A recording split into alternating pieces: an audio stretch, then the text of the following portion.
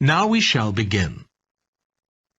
You should answer the questions as you listen, because you will not hear the recording a second time. Listen carefully and answer questions 1 to 5. Hello, Flanders Conference Hotel. Oh, hi. I wanted to ask about conference facilities at the hotel. Have I come through to the right person? You have. I'm the Customer Services Manager. My name's Angela. So, how can I help you? Well, I'm calling from Barrett and Stanson's. We're a medical company based in Perth. Oh, yes? And we're organising a conference for our clients to be held in Sydney. It'll be held over 2 days, and we're expecting about 50 or 60 people. When were you thinking of having it? Sometime early next year, like the end of January. It'd have to be a weekend. Let me see. Our conference facilities are already booked for the weekend beginning January the 28th. We could do the first weekend in February. How about January the 21st? I'm afraid that's booked too. Well, let's go for the February date then. So, that's the weekend beginning the 4th. Okay. Now, can you tell me a bit about what conference facilities you have? Sure. So, for talks and presentations, we have the Tesla room. Sorry? Tesla, that's spelled Tesla.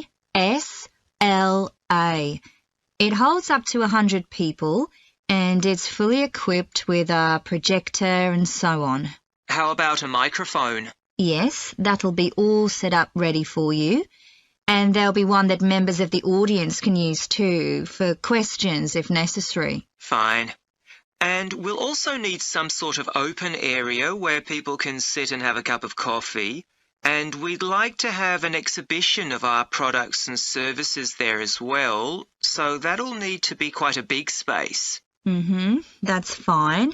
There's a central atrium with all those facilities, and you can come before the conference starts if you want to set everything up. Great. And I presume there's Wi-Fi? Oh, yes. That's free and available throughout the hotel. Okay. Would you also like us to provide a buffet lunch? We can do a 2-course meal with a number of different options. What sort of price are we looking at for that? Well, I can send you a copy of the standard menu. That's $45 per person. Or you can have the special for $25 more. I think the standard should be okay, but yes, send me the menu.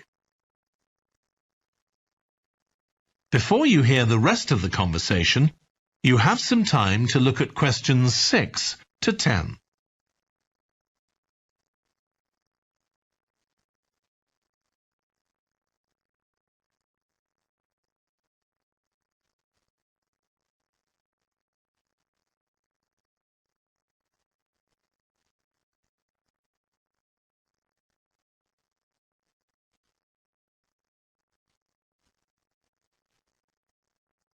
Now listen and answer questions 6 to 10.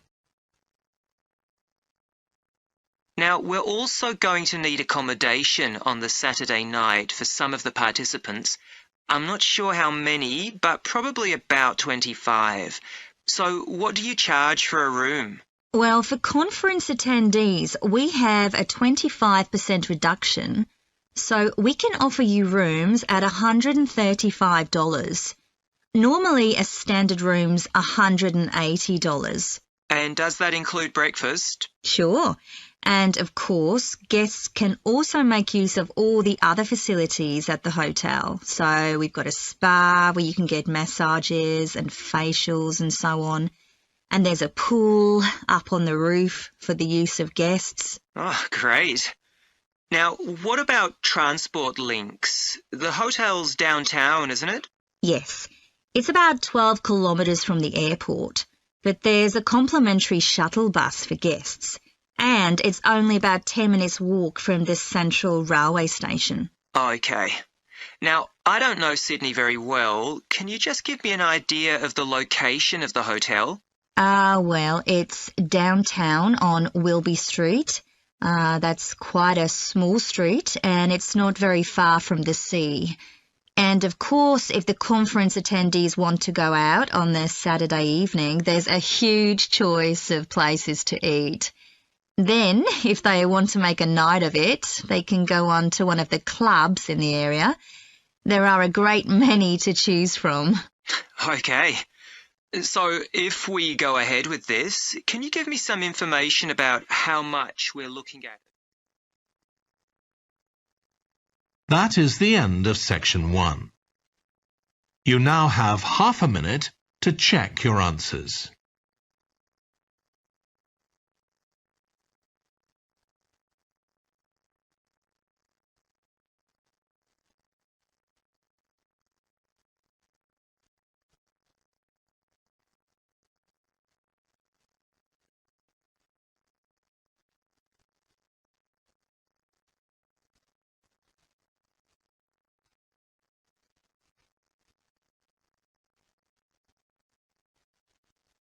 Now turn to section 2.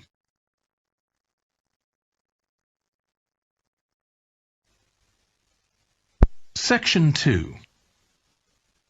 You will hear a woman talking to a group of college students about volunteering to help other people. First, you have some time to look at questions 11 to 14.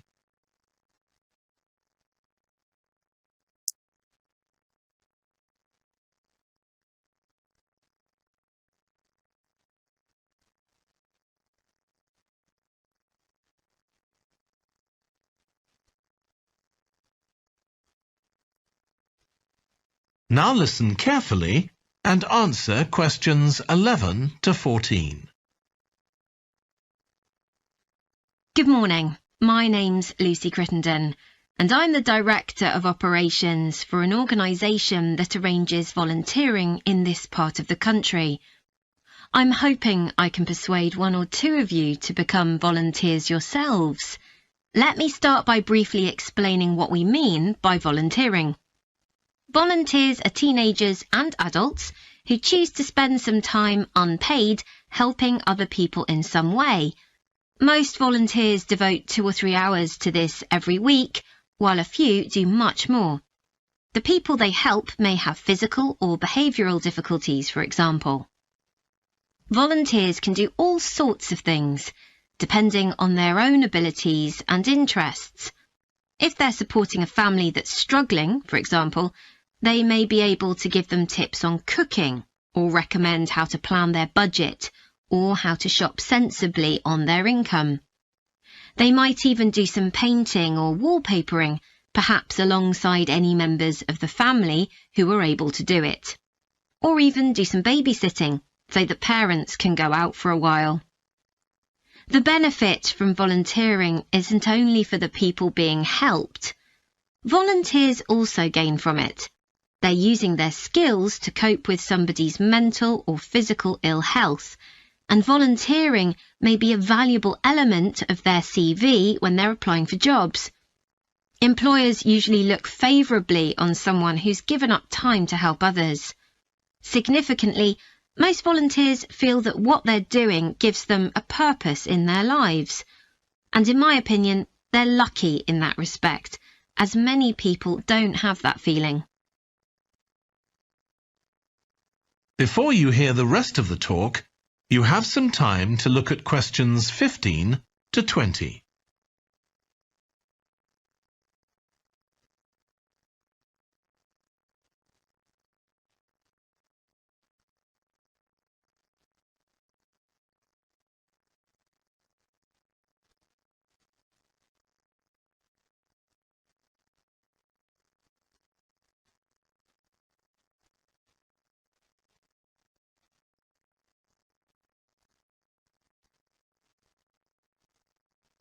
Now listen and answer questions 15 to 20.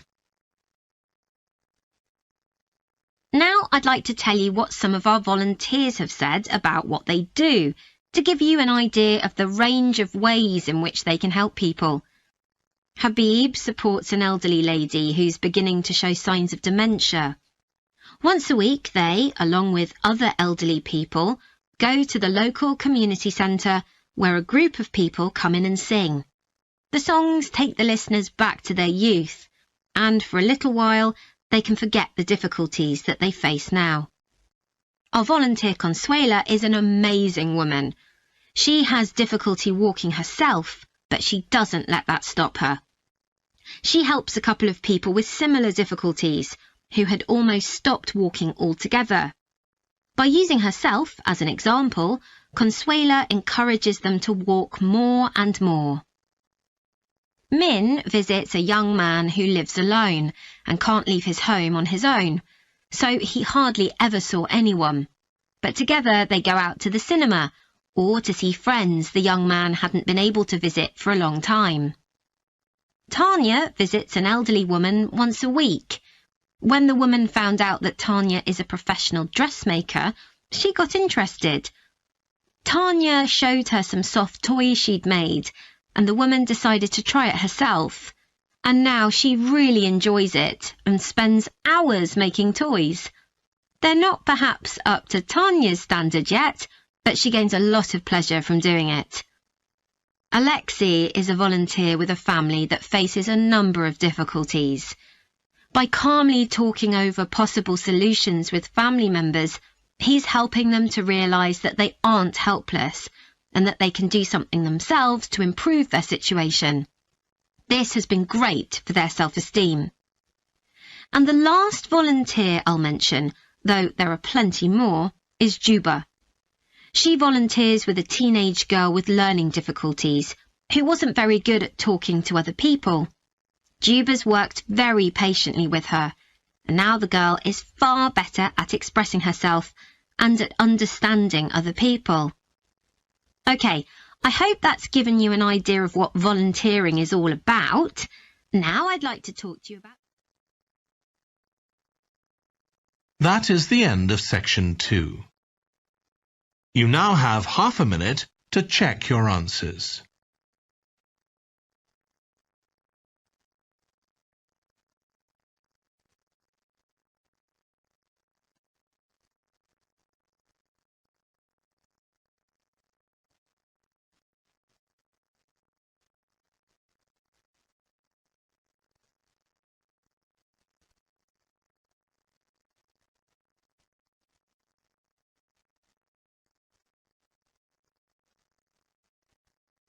Now turn to section 3.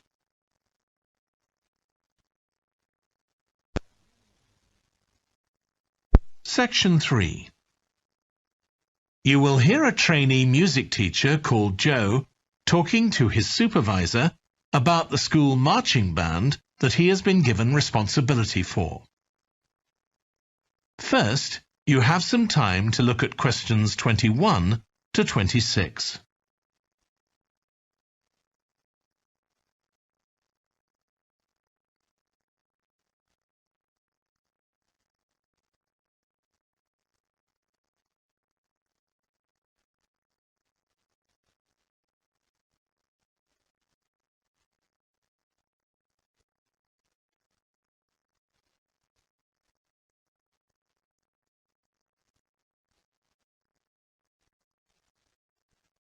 Now listen carefully and answer questions 21 to 26. So, how are you getting on with your teaching practice at the high school, Joe? Well, I've been put in charge of the school marching band, and it's quite a responsibility. I'd like to talk it over with you. Go ahead. You better start by giving me a bit of background. Okay. Well, the band has students in it from all years, so they're aged 11 to 18, and there are about 50 of them altogether. It's quite a popular activity within the school. I've never worked with a band of more than 20 before, and this is very different. I can imagine. They aren't really good enough to enter national band competitions, but they're in a regional one later in the term. Even if they don't win, and I don't expect them to, hopefully it'll be an incentive for them to try and improve. Yes, hopefully. Well, Now the town council's organizing a carnival in the summer, and the band has been asked to perform. If you ask me, they aren't really up to it yet, and I need to get them functioning better as a band, and in a very short time. Have you been doing anything with them? Apart from practicing the music, I mean. I played a recording I came across of a drummer talking about how playing in a band had changed his life. I think it was an after-dinner speech. I thought it was pretty inspiring, because being in the band had stopped him from getting involved in crime. The students seemed to find it interesting, too. That's good. I'm planning to show them that old film from the 1940s, Strike Up the Band, and talk about it with the students. What do you think? Good idea. As it's about a school band, it might make the students realize how much they can achieve if they work together. That's what I've got in mind. I'm hoping I can take some of the band to a parade that's going to take place next month. A couple of marching bands will be performing, and the atmosphere should be quite exciting. It depends on whether I can persuade the school to hire a coach or two to take us there. They sound like good ideas to me. Thanks. Before you hear the rest of the discussion, you have some time to look at questions 27 to 30.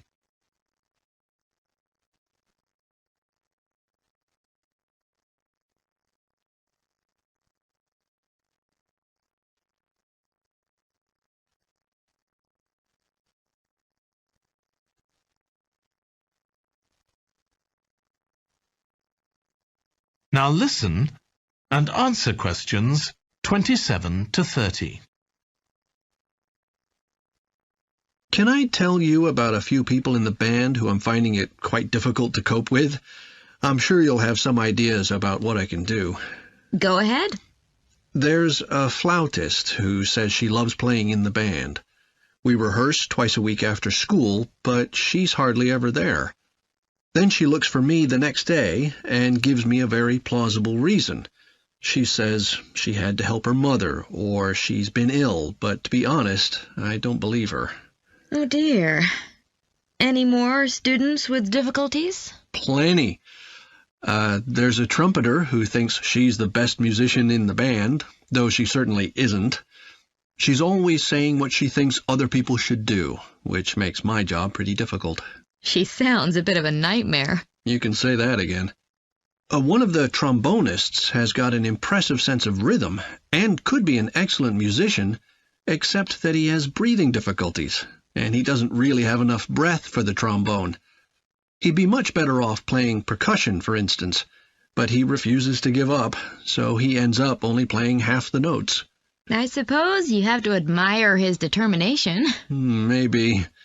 One of the percussionists isn't too bad, but he never seems to interact with other people, and he always rushes off as soon as the rehearsal ends. I don't know if there are family reasons or what, but it isn't good in a band, where people really need to feel they're part of a group. There are others, too, but at least that gives you an idea of what I'm up against. Do you have any thoughts about what I can do, Lizzie? That is the end of section 3. You now have half a minute to check your answers.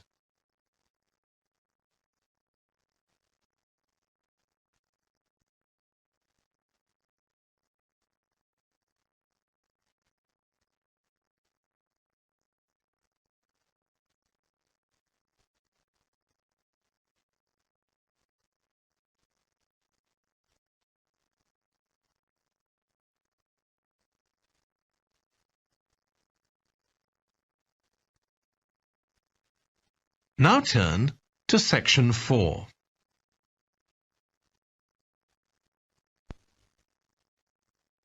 Section 4.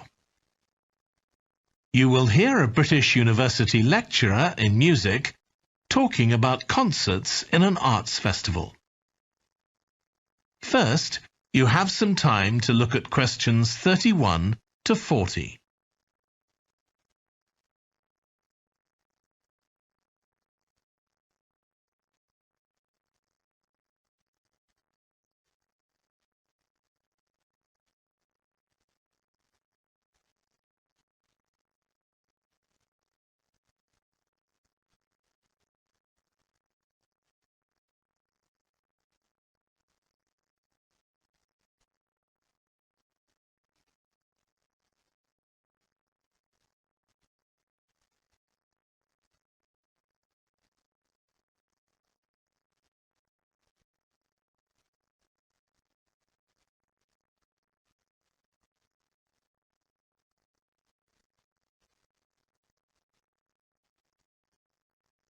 Now listen carefully and answer questions 31 to 40. As you all know, the university is planning an arts festival for later this year, and here in the music department we've planned 3 concerts. These will be public performances, and the programme has just been finalised. The theme of the festival is links between the UK and Australia, and this is reflected in the music. Each concert will feature both British and Australian composers. I'll tell you briefly about the Australian music, as you probably won't be familiar with that. The first concert will include music by Liza Lim, who was born in Perth, Western Australia, in 1966. As a child, Lim originally learned to play the piano, like so many children, and also the violin. But when she was 11, her teachers encouraged her to start composing. She found this was her real strength, and she studied and later taught composition, both in Australia and in other countries. As a composer, she has received commissions from numerous orchestras, other performers, and festivals in several countries. Liza Lim's compositions are vibrant and full of energy, and she often explores Asian and Australian Aboriginal cultural sources, including the native instrument, the didgeridoo. This is featured in a work called The Compass. Her music is very expressive, so although it is complex, it has the power of connecting with audiences and performers alike. In the festival, we're going to give a semi-staged performance of the Oresteia. This is an opera in 7 parts, based on the trilogy of ancient Greek tragedies by Aeschylus. Lim composed this when she was in her mid-20s, and she also wrote the text, along with Barry Kosky.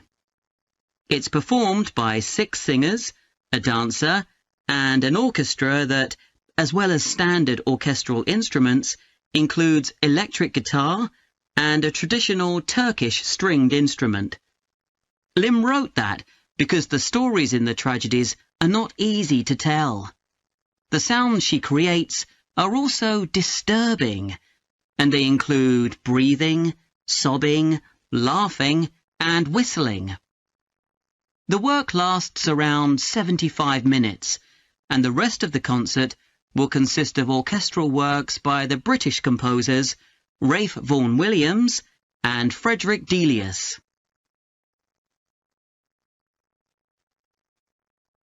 Moving on now to our second concert. This will begin with instrumental music by British composers Benjamin Britten and Judith Weir. After the interval, we'll go to Australia for a piece by Ross Edwards, The Tower of Remoteness. According to Edwards, the inspiration for this piece came from nature, when he was sitting alone in the dry bed of a creek, overshadowed by the leaves of palm trees, listening to the birds and insects. The Tower of Remoteness is scored for piano and clarinet. Edwards says he realised years after writing the piece that he had subconsciously modelled its opening phrase on a bird call. Ross Edwards was born in 1943 in Sydney, Australia, and studied at the Sydney Conservatorium of Music and the universities of Adelaide and Sydney. He's well known in Australia, and in fact, he's one of the country's most performed composers. He's written a wide range of music, from symphonies and concertos to some composed specifically for children. Edwards's music has been described as being deeply connected to Australia, and it can be regarded as a celebration of the diversity of cultures that Australia can be proud of. The last of the 3 Australian composers to be represented in our festival is Carl Vine. Born in 1954, Vine, like Liza Lim, comes from Perth, Western Australia. He took up the cornet at the age of 5, switching to the piano 5 years later. However, he went to university to study physics before changing to composition. After graduating, he moved to Sydney and worked as a freelance pianist and composer. Before long, he had become prominent in Australia as a composer for dance, and in fact has written 25 scores of that type. In our third concert, Vine will be represented by his music for the flag handover ceremony of the Olympics held in 1996. This 7-minute orchestral piece was of course heard by millions of people worldwide, and we'll hear it alongside works written by British composers Edward Elgar and, more recently, Thomas Adès. That is the end of section 4. You now have half a minute to check your answers.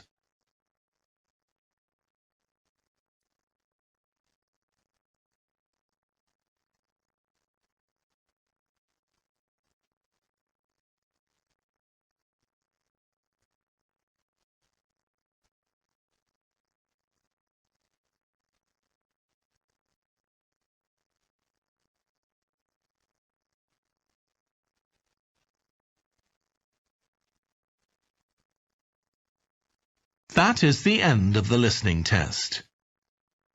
In the IELTS test, you would now have 10 minutes to transfer your answers to the answer sheet.